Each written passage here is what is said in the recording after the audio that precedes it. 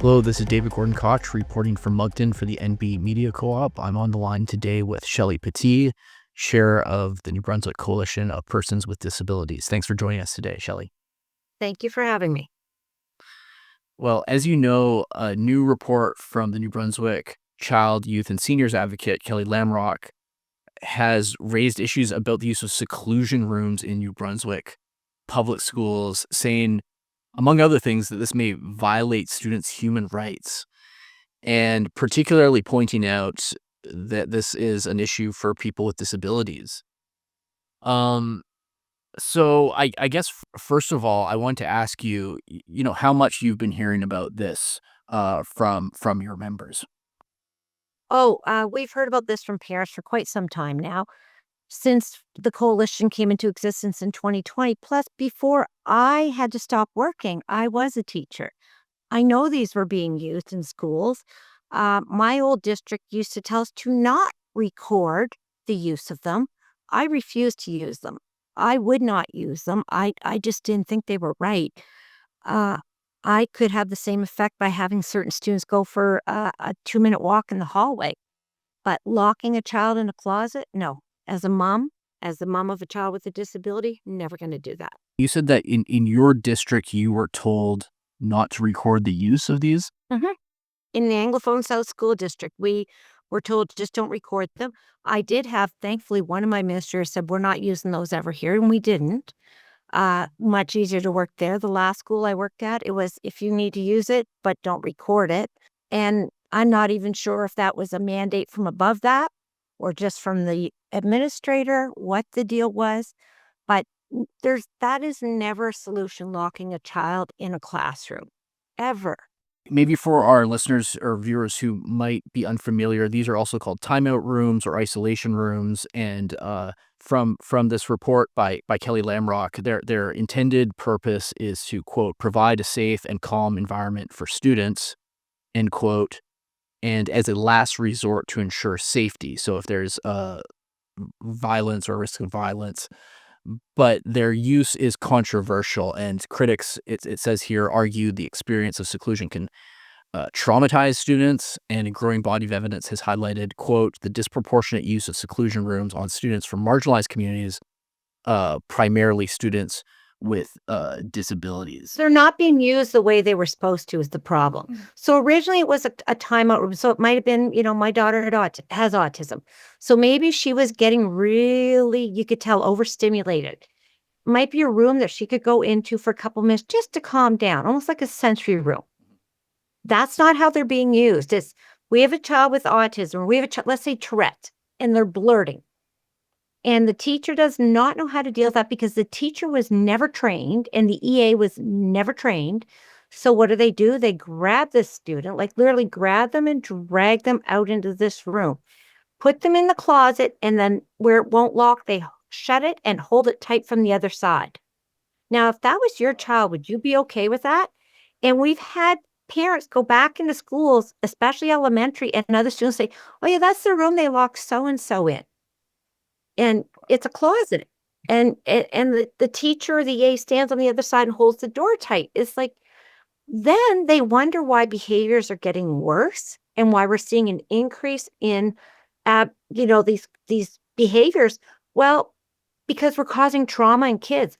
If you lock a child in that closet, the next time an adult even steps near them, especially a child with intellectual difficulties, disabilities, autism, that maybe does not quite have that full comprehension, they're going to think they're going back into the closet and their behaviors are going to escalate. We have traumatized so many kids with the overuse and improper use of these rooms that is what has caused the escalation in behaviors. Guaranteed. There's a number of recommendations in the report, about a dozen recommendations, and we can get into that a little bit. But I guess I want to ask you, first of all, what do you think should be done about seclusion rooms? I would like to see them come out with a cease and desist of using these rooms until they have a solid program or use or definition in place of when you can use them and what you do with them, as well as a way that they're going to track the use that is the same across all schools in this province. So if there is a need for the room, you've used it, how long was the child put in there, who was in there with them, and when were the parents contacted? Because parents should not be finding out. I found out when this report came out, I asked my daughter, who is now in her 20s, and I found out she was locked in one woods.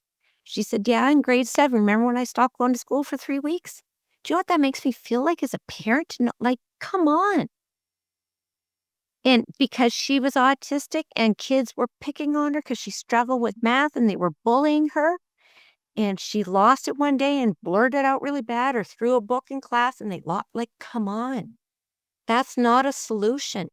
It sounds very distressing, and it's notable that the report, it stops short of actually calling for an outright ban on seclusion, and the rationale there is, it says this would probably cause schools to rely instead on the police, resulting in quote a high risk of criminalizing disability, which is something that simply doesn't work. Uh, so I guess what you're saying is maybe they can be used, but they have to be more regulated. Is that right? More regulated, and first and foremost, staff need to be properly trained on what disabilities are. Um, I do not blame this on the teachers or the educational support staff at all. I need people to understand that. Like, this is not me saying, oh, those teachers or oh, those EAs. I know from being in the system, there is no training. Most parents wait till they find out that this is the first year in New Brunswick that if someone being trained to be a teacher actually has to take a course on working with children with disabilities. Second highest disability rate in Canada, but you've not had to take a course on working with children with disabilities before. And there's one class at UMB called Working with Children with Exceptionality. Still hate the name. That was the name of it 20 years ago. And it's not well suited. There's no lived experience brought into this course. This is the first time. So where are we expecting these teachers to learn how to deal with these trainings and work with these children? So it's not their fault. There has to be some true in-depth resources and training provided to all school staff, because if not, we're just going to be causing more and more problems. And related to what you were saying there, the president of the New Brunswick Teachers Association said in a media release on I believe Monday when this came out, the safety nets, quote, the safety nets that once supported students through community services and schools have disappeared, leaving teachers and students to bear the brunt of an inadequate system, uh, and it calls for these systemic gaps to be basically addressed. So I guess that it sounds like that pretty much jives with what you observed as a teacher. Yes, and it's not just people, because I know that they have said hire more teachers and EAs. It's not just bodies that will solve this problem. It's true systemic change and better understanding of what these disabilities are. I mean, one of the simplest things they could do is at the start of the year, instead of paying to bring staff in 1 week before students, bring them in for 2 weeks and spend one whole week where there's just training, and they're calling upon the different disability groups to come in and do some training about the different disabilities that are going to be in that school that year so they have a stronger understanding. I mean, there's still teachers out there that think that all children with autism are like something that they saw on TV and that they all stim and spin. That's not true. Or that everybody with Tourette's just blurts. Not if they have atypical Tourette's. So there needs to be a much stronger understanding of the different disabilities that are going to be in the school that year and how they can best support the student. Interestingly, it seems that there's possibly no legal authority for this under the Education Act. So, one of the recommendations from Kelly Lamrock is to, more or less sort of bring this into the realm of the law, just pass some kind of amendment so that there's actually some legal authority to do this. But one quote that stuck out for me that is in our article on this on mbmediacorp.org, quote, "Children in New Brunswick schools are the only group we can think of who can be detained and secluded without statutory language defining the limitations on that power and the obligations upon those who exercise it. And sure enough, the title of his report is "Isolated: How School Seclusion Rooms Became Accepted Practice Outside the Law." So just, I don't know, your comment on this kind of, seemingly lawless activity. It is. It went from something that was being used the odd time if, for example, probably about 15 years ago, I had this child in my elementary class who had ADHD and his mom could no longer afford the medications. Social development wasn't covering them. Mom couldn't afford them. And he was on about day 4 without his meds. His body hurt all over. He couldn't, even his clothing was hurting him. We had to pull the desk away from him. And he started throwing things quite radically. Well, I did move the other students out of the classroom, but we didn't leave him in there alone because he could have hurt himself and it would have terrified him. I stayed in there with him and another EA until we could get him calmed down and deal with the situation properly. And that took maybe 5 minutes. So there are times where you do need to have a student by themselves. But if I just taken him and locked him in a closet by himself, that child never would have returned to school successfully. Never. So there has to be some very strict rules around it because we would not do this to people in jail. They have better rights, criminals, than children with disabilities. And as Mr. Lamrock said in his report, if they're seeing that this is overwhelmingly only happening to children with disabilities, then this is a human rights violation.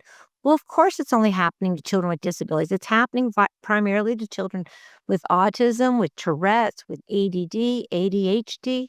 These are recognized disabilities, and it's because the system does not know how to work with these children. And instead of training the adults that work with them, we're putting the blame on the children and the families. And all the other supports through ISD, the ISD program led to a lot of this. This integrated school support program that was supposed to fix everything just made it a whole lot worse. The integrated, could you talk more about that? What is that? Yeah, well, about 10 years ago, they decided they were going to go to the school supports program and offer supports in schools. And on paper, to somebody who's outside the system, I think it looked okay. We're going to go in, the notion was we're going to take speech therapy and go into the schools and we could hit more kids in one school at a time. The amount of paperwork and the the foolishness surrounding this, that's all they do is meetings to discuss what we're going to do. And it's another meeting the classroom teachers have to go to that they don't need on their plates. And then all of a sudden you're in there and then one of the team members from outside doesn't make it because they've been delayed.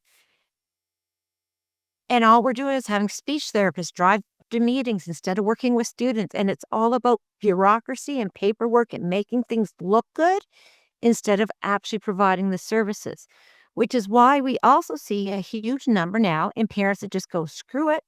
And they say, I am going to homeschool my child with a disability because that's the only way I know they're getting any care. But then they don't get any speech therapy, OT, PT, these things they need. The parents then try to figure out how to do it and do it with them. None of this is good. Yeah. And so for the record, Education Minister Claire Johnson stated that, as you alluded to, more information is needed on how seclusion rooms are being used in the New Brunswick school system. That's the statement that the CBC had. So I guess, she's getting up to speed on this file. So it'll be interesting to see how this shapes up. But it's also interesting, something that you mentioned to me earlier that's not in this report, which is about the use of restraints on children. So what can you tell us about children being restrained? Yeah. So about 3 years ago, a W5 episode came out, and 2 of the families featured in it were from New Brunswick. And we tried to get the Higgs government to move on it then, and they refused to even acknowledge it was a problem. So we the special talked about seclusion room use, and it also talked about restraints. We're seeing kids come home that you can see they've been physically restrained by the arms or tied to chairs. You can see the markings on them. That's abuse. That is somebody that doesn't know how to work with the child, that is, in emotional deregulation, and they are holding them down, tying them down. And that's if that was your child, you would be livid, and rightfully so. And the worst part is they're doing that, and then they're not even talking to the families because they know what they've done is wrong. And these schools know they're doing it. And we have parents that will talk to the minister, and I hope the minister takes advantage of that. Parents that will say, yeah, here's pictures of what happened to my kid. This school here needs to be shut down. This school here, you need to investigate right away. And, I hope that there are some severe consequences for this, because it's wrong. It's wrong. Our children do not go to school to be tied down or locked into rooms because they have a disability. Is there anything else you want to add about this before we wrap up? Definitely a story that we'll be following. I'm just glad this is out there now.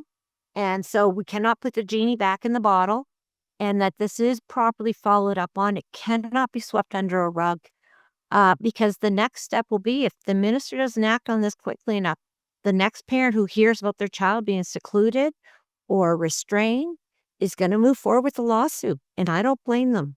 Enough is enough. It is time to give the schools the tools they need. This is our future. And if we're not willing to work with the 35% of the population that has a disability, we are just setting everybody up within the system to fail. Because if we're not working with these children so that they can be the best version of themselves, they will never go on to finish school. We were told with our daughter, oh, she'll never finish school. She finished high school. She went on and got a welding degree. She is now in the Canadian Navy. Children can be successful when they have a disability if the right supports are placed around them. But we need people to listen to the experts with lived experience, to work with them, and allow these children to excel the way they excel, not the way to fit in the square box system, because that doesn't work for everyone. And if we don't, we are guaranteeing that 35% is going to end up on social assistance or more. At what cost? That's a crazy cost for the province. Well, I think that's a good note to end it on. Thank you, Shelley Petit, chair of the New Brunswick Coalition of Persons with Disabilities. Thanks for joining the NB Media Club today. Thanks so much for having me. I really appreciate it. Now, following this interview, we reached out to the Anglophone South School District and the Department of Education, along with Beaconsfield Middle School. That's the school where Shelley Petit, who you just heard from, was teaching when she was allegedly told not to record the use of seclusion rooms around 2017, according to Shelley. We didn't hear back from the school by the time of this recording. However, the school district issued a statement saying that a policy against recording the use of seclusion never existed. The district's director of communications said in an email to the NB Media Co-op, quote, "There has never been a mandate to not document use of seclusion. We ask that staff complete the incident report within one school day of the incident." Now, we have linked the full statement from the school district to a story on our online publication, nbmediacoop.org. The Department of Education also sent us a brief statement. It said that the department takes Kelly Lamrock's report on seclusion rooms seriously, and that the department has already reached out to stakeholders, including parents, school principals, and people at the district level, to begin understanding when and how these seclusion rooms are being used. Again, you can check out the full story on our website. That's nbmediacoop.org.